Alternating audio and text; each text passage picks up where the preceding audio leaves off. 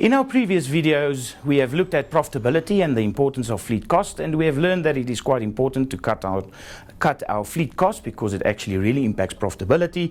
I have shared with you the fleet formula, which is the number of vehicles times the kilometers traveled times the cost per kilometer, as well as the overhead.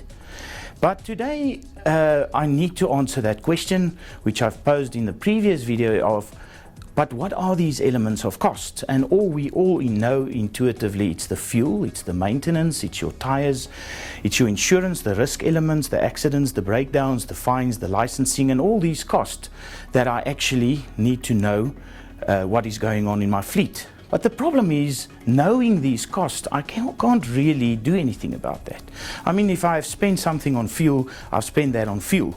The questions we need to ask is, why have we spent X level on the fuel?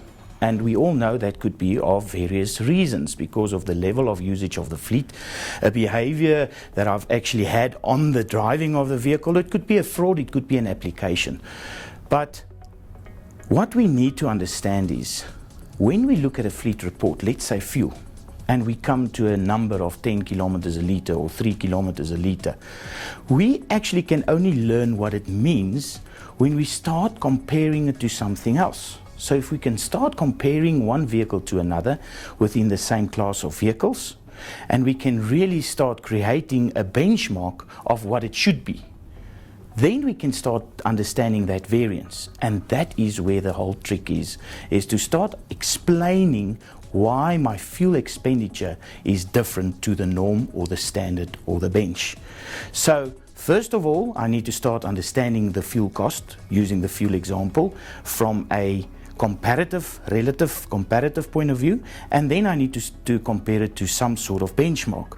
But now we need to get into the world of driving the fleet cost down.